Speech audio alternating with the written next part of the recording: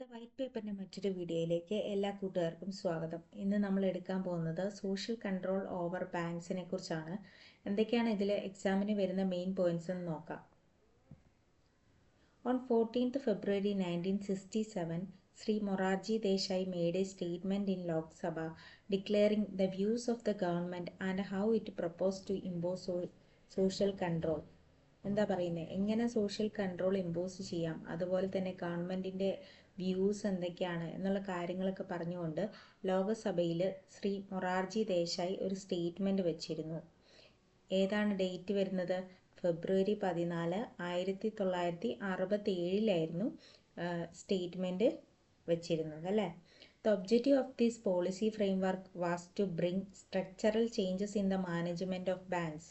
എന്തായിരുന്നു ഈ policy ഫ്രെയിംവർക്കിൻ്റെ objective എന്ന് പറഞ്ഞാൽ, ലക്ഷ്യം എന്ന് പറഞ്ഞിട്ടുണ്ടെങ്കിൽ ബാങ്കിൻ്റെ മാനേജ്മെൻറ്റിൽ നല്ല ചേഞ്ചസ് കൊണ്ടുവരുത്തുക എന്നുള്ളതായിരുന്നു. By delinking the nexus between big business houses and big commercial banks. അപ്പം എന്താ പറയുന്നത്, ബിഗ് ബിസിനസ് ഹൗസസും ബിഗ് കൊമേഴ്ഷ്യൽ ബാങ്കും തമ്മിൽ ഡീലിങ്ക് ചെയ്യുക എന്നുള്ളതായിരുന്നു ഇവർ മെയിനായിട്ട് കൊണ്ടുവരുന്ന ചേഞ്ച് എന്ന് പറഞ്ഞിട്ടുണ്ട്. അതായിരുന്നു ഇവരുടെ ലക്ഷ്യം. ഓക്കെ, എന്താണ് സോഷ്യൽ കൺട്രോളിന് വരുന്ന റീസൺസ് നോക്കാം. Reasons for social control. Commercial banks were directing their advances to the large and medium scale industries and the priority sector such as agriculture, small scale industries and the exports were neglected. The directors of the banks interested in sanctioning large amount of loans and advance to the industries. എന്താ പറയുന്നത്, commercial ബാങ്കുകൾ മെയിനായിട്ട് large ആയിട്ടുള്ളതും അതുപോലെ തന്നെ medium സ്കെയിലുള്ള ഇൻഡസ്ട്രീസിന് മാത്രമായിരുന്നു മെയിനായിട്ട് advance കൊടുത്തിരുന്നത്, ലോണ് കൊടുത്തിരുന്നത്. പ്രയോറിറ്റി സെക്ടറിനെ അവഗണിച്ചു എന്നാണ് പറയുന്നത്. പ്രയോറിറ്റി സെക്ടറായിട്ടുള്ള അഗ്രികൾച്ചർ, സ്മോൾ സ്കെയിൽ ഇൻഡസ്ട്രീസ്, അതുപോലെ തന്നെ എക്സ്പോർട്ടൊക്കെ അവർ നെഗ്ലക്റ്റ് ചെയ്തു. അവർക്കൊന്നും അഡ്വാൻസ് കൊടുക്കുന്നില്ല എന്നാണ് പറയുന്നത്. The directors of the banks interested in sanctioning large amount of loans and advance to the industries. എന്താ പറയുന്നത്, ഇൻഡസ്ട്രീസിന് ലാർജ് എമൗണ്ട് കൊടുക്കാൻ വേണ്ടി മാത്രമായിരുന്നു ഡയറക്ടേഴ്സ് ഇൻട്രസ്റ്റഡ് ആയിട്ടുള്ള ബാങ്കുകളിൽ. അതാണ് മെയിനായിട്ടുള്ള റീസൺ പറയുന്നത്. ഒന്ന് എന്താ പറയുന്നത്, ലാർജ് എമൗണ്ട് കൊടുക്കുന്നതിന് വേണ്ടി ലോൺ, സ്മോൾ സ്കെയിൽ ആയിട്ടുള്ള ഷോർട്ട് ടൈം ലോണുകൾ പ്രൊവൈഡ് ചെയ്യാൻ ഡയറക്ടേഴ്സിന് വലിയ താല്പര്യമില്ലായിരുന്നു. അതുപോലെ തന്നെ ലാർജ് ആൻഡ് മീഡിയം സ്കെയിൽ ഇൻഡസ്ട്രീസിന് മാത്രമായിരുന്നു കൊടുക്കാൻ ഇവർക്ക് ഇൻട്രസ്റ്റ് ഉണ്ടായിരുന്നത്. പ്രയോറിറ്റി സെക്ടറായിട്ടുള്ള അഗ്രികൾച്ചറിനും സ്മോൾ സ്കെയിൽ ഇൻഡസ്ട്രീസിനൊന്നും കൊടുക്കാൻ ഇവർക്ക് താല്പര്യം കുറവായിരുന്നു എന്നാണ് പറയുന്നത്. അപ്പം എന്തൊക്കെയാണ് ലക്ഷ്യം എന്ന് നോക്കാം അല്ലേ. സോഷ്യൽ കൺട്രോളിൻ്റെ aims of social control. The aim of social control was to bring about changes in the management and credit policy of the commercial bank. Commercial ബാങ്കിൻ്റെ ക്രെഡിറ്റ് പോളിസിയിലും അതുപോലെ തന്നെ മാനേജ്മെൻറ്റിലൊക്കെ ചേഞ്ചസ് കൊണ്ടുവരിക എന്നുള്ളതായിരുന്നു ഇവരുടെ ഒന്നാമത്തെ ലക്ഷ്യം എന്ന് പറഞ്ഞാൽ. The important steps taken by the government so far towards social control of banks and suggest ways and means to make them more effective. അപ്പോൾ എന്താ പറയുന്നത്, സോഷ്യൽ കൺട്രോളിന് വേണ്ടി അവർ കുറേ സ്റ്റെപ്പുകൾ കൊണ്ടുവന്നു, ഗവൺമെൻറ് കൊണ്ടുവന്നു എന്നാണ് പറയുന്നത്. അതുപോലെ തന്നെ ഷോർട്ട് ടൈം ആയിട്ടുള്ള ലോണുകൾ കൊടുക്കാൻ വേണ്ടി വേസ് ആൻഡ് മീൻസ് ഒക്കെ സജസ്റ്റ് ചെയ്തിരുന്നു. ഇനി provide equitable distribution of bank credit. എന്താ പറയുന്നത്, ബാങ്ക് ക്രെഡിറ്റ് ലോൺ കൊടുക്കുന്നത് ഇക്വിറ്റബിൾ ആയിട്ട് എല്ലാവർക്കും ഈക്വലാക്കി ഒരു പരിഗണനയിൽ എല്ലാവർക്കും കൊടുക്കണം, ഒരു ഭാഗത്തിന് മാത്രമായിട്ട് കൊടുക്കരുത് എന്നാണ് ഉദ്ദേശിക്കുന്നത്. Expand banking facilities in rural and semi urban areas. Rural ഏരിയാസിലും സെമി അർബൻ ഏരിയാസിലേക്കൊക്കെ ബാങ്കിങ് ഫെസിലിറ്റീസ് എക്സ്പാൻഡ് ചെയ്യുക എന്നുള്ളതായിരുന്നു മറ്റൊരു എയിമായിട്ട് പറയുന്നത്. ഇനി mainly 2 steps were taken for social control. Social കൺട്രോളിന് വേണ്ടിയിട്ട് അവർ 2 സ്റ്റെപ്പുകളാണ് മെയിനായിട്ട് കൊണ്ടുവന്നത്. എന്തൊക്കെയാണെന്ന് നോക്കാം.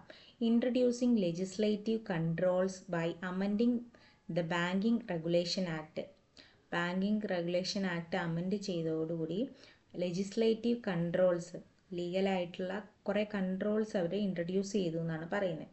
ഇനി setting up of national credit council NCC. NCCൻ്റെ ഫുൾ ഫോം പഠിച്ചിരിക്കുക. നാഷണൽ ക്രെഡിറ്റ് കൗൺസിൽ, ഇയറും കൂടെ ഓർത്തിരിക്കുക. 1968 national credit council to assist the RBI and the government to allocate credit according to plan authorities. എല്ലാ പ്ലാൻ പ്രയോറിറ്റീസ്. അപ്പം എന്താ പറയുന്നത്, priority അനുസരിച്ച് NCC എന്ത് ചെയ്യുന്നു, RBIനെയും ഗവൺമെൻറ്റിനെ അസിസ്റ്റ് ചെയ്യുന്നു എന്നാണ് പറയുന്നത്. അപ്പോൾ NCC സെറ്റപ്പ് ചെയ്ത ഇയർ ഏതാണെന്ന് ചോദിച്ചത് പറയും 1968 അതുപോലെ തന്നെ NCCൻ്റെ ഫുൾ ഫോം എന്താണ്, നാഷണൽ ക്രെഡിറ്റ് കൗൺസിൽ.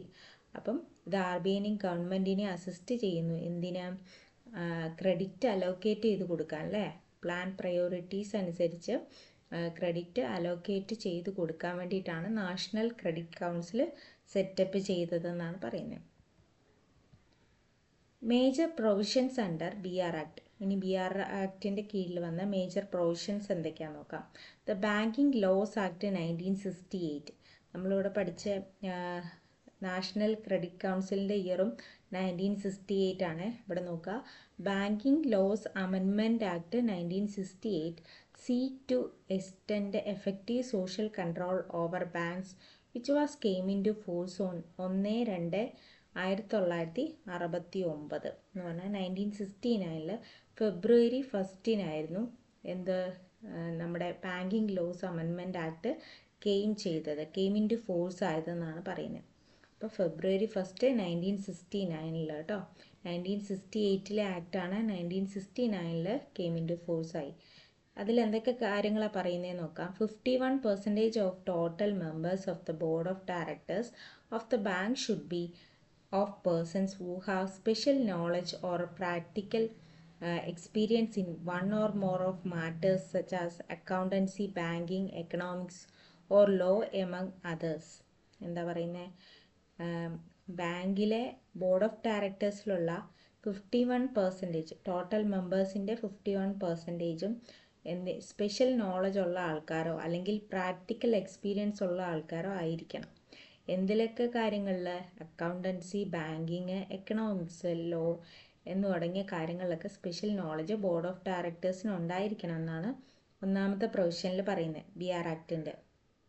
ഇനി അമെൻമെൻറ്റ് ആക്റ്റിൽ വന്ന കാര്യങ്ങളാണ് ഇപ്പോൾ പറയുന്നത് കേട്ടോ. ഇനി empowers the central government to nationalise any banking company at any time if the interest of the banking policy so require. Central ഗവൺമെൻറ്റിനെ എംപവർ ചെയ്യിക്കുക അല്ലേ, എന്തിനു വേണ്ടിയിട്ട്, ബാങ്കിങ് കമ്പനികൾ നാഷണലൈസ് ചെയ്യുന്നതിന് വേണ്ടിയിട്ട്. ബാങ്കിങ് പോളിസി അനുസരിച്ച് ബാങ്കിങ് കമ്പനികൾ നാഷണലൈസ് ചെയ്യിക്കാൻ വേണ്ടിയിട്ട് സെൻട്രൽ ഗവൺമെൻറ്റിനെ എംപവർ ചെയ്യിക്കുക എന്നുള്ളതാണ് മറ്റൊരു പ്രൊവിഷനായിട്ട് പറയുന്നത്. Bank prohibits from making any loans or advances to their directors or any other companies in which they have substantial interest.